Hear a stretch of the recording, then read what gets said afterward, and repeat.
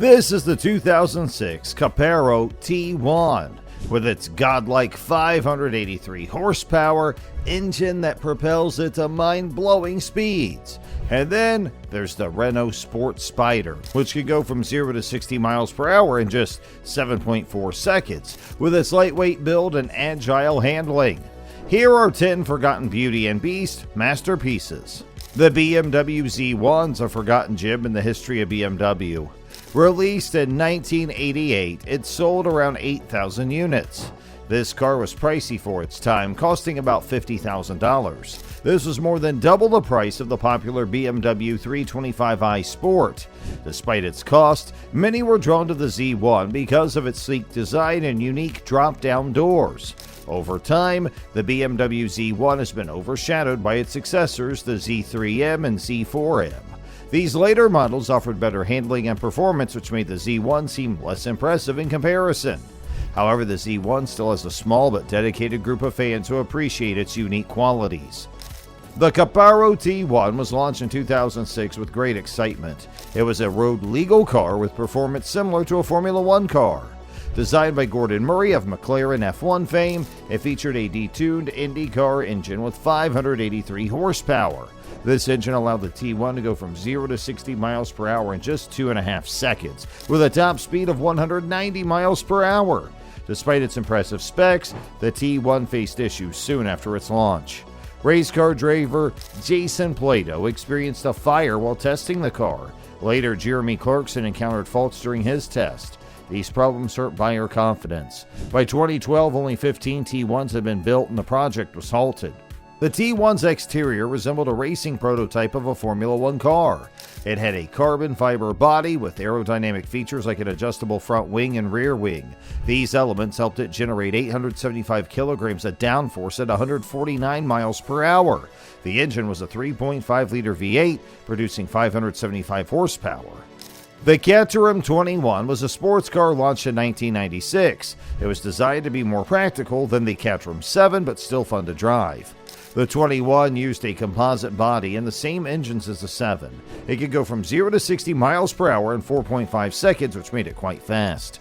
Despite its performance, the 21 struggled because the Lotus Elise was released at the same time, and people were more interested in the Elise, so the 21 was mostly forgotten. Only 48 Caterham 21 cars were built between 1996 and 99, and this low number was partly due to its lack of practicality compared to other cars. It had no wind-up windows and high door sills, which made it less user-friendly. I think the Caterham 21 deserved more attention. It offered a unique mix of performance and design. However, the timing of its release was unfortunate. The Fiat Barchetta was a stylish roadster introduced in 1995. The Barchetta had a 1.8-liter engine with a 132 horsepower, giving it a sporty feel. It could go from 0 to 60 miles per hour in 8.9 seconds and had a top speed of 124 miles per hour. It was based on the chassis of the Fiat Punto, but with a shorter wheelbase. Despite its strengths, the Barchetta had two main issues. It was only available in left-hand drive, which limited its appeal in markets like the UK. Also, it had front-wheel drive, while its rivals had rear-wheel drive, which is preferred for sports cars. It was a beautiful car with a great driving experience, but its timing and some design choices held it back. Ken Okuyama is a talented designer known for creating the Ferrari Enzo and Maserati Quattroporte. He launched his own sports car, the K07, which drew a lot of attention.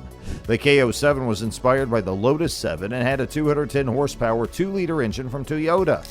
It weighed only 1,738 pounds, making it very fast. Even though many people were interested in it when it was launched in 2010, its high price of around $250,000 made it difficult to sell widely. Ken Okuyama continued to make innovative cars. In Monterey, California, he showcased the Kyode O at the Quail, a motorsports gathering. This new car had a carbon fiber body and a V12 mid-engine, which promised powerful performance. The design of the Code Zero reminds people of classic cars like the Lamborghini Countach with its wedge-shaped look. The Marcos Mantula is a rare and often overlooked British sports car. Marcos, founded in 1959 by Jim Marsh and Frank Costin, became known for its innovative engineering and unique designs. The Mantula, introduced in 1984, is a perfect example of this. It replaced the earlier Marcos GT and kept the classic styling with a long bonnet and low body. The Mantula uses a Rover V8 engine, which is lightweight and powerful. This 3.5-liter engine produces 190 horsepower and 220 pound-feet of torque. This power allows the Mantula to go from 0 to 60 miles per hour in just 5.5 seconds and reach a top speed of over 140 miles per hour. And despite its performance, the Mantula remains lightweight at just 900 kilograms. Only 289 Mantulas were made, making it a rare find today. The car's fiberglass body and steel chassis were well made, and its performance was comparable to contemporary TVRs. Early Marcos cars used plywood for their chassis, inspired by World War II aircraft. The MVS Venturi is a forgotten gem in the sports car world. This car used a Renault V6 engine and came in 260 horsepower and 302 horsepower versions. Despite its strong performance, the Venturi did not achieve the fame it deserved. The Venturi 260 had a mid-mounted engine, which gave it a great balance and handling. It could go from 0 to 62 miles per hour in about 5.3 seconds and reach a top speed of 168 miles per hour. This made it a competitor to cars like the Porsche 911, but it never gained the same popularity. Naylor Cars, known for restoring classic MGs, decided to create their own version of the MG TF. They introduced the Naylor TF 1700 in 1984, using a 78 horsepower British Leyland O Series engine and a 4-speed manual gearbox. Despite its charm, the Naylor TF struggled due to its high price of around $28,000 in 1985. Cheaper and more practical cars like the Toyota MR2 overshadowed it. Even a test drive by Prime Minister Margaret Thatcher couldn't boost its sales. Only about 100 units were produced before the company went bankrupt in 1986. The Renault Sport Spider is a car many people might not remember, but it deserves more attention. It came out in 1996, the same year as the Lotus Elise. Sadly, the Elise outperformed it in many ways. The Sport Spider had a 2-liter engine from the Clio Williams, giving it 152 horsepower. Despite this, it took 7.4 seconds to go from 0 to 60 miles per hour, which is slow for a sports car. One big drawback was its lack of a proper roof. Some versions had only a windscreen, and the cabin was very basic. This made it less appealing to many buyers. Only 96 right-hand drive units were sold in the UK out of 1,685 produced. The idea for the Spider began in the early 1990s when Renault wanted to boost its engine as a sporty brand. They also aimed to use it in racing series.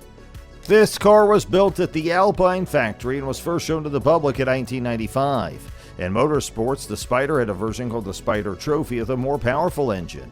It was used in one make racing series and had some success, especially in the UK, where Jason Plato and Andy Perillo achieved notable wins.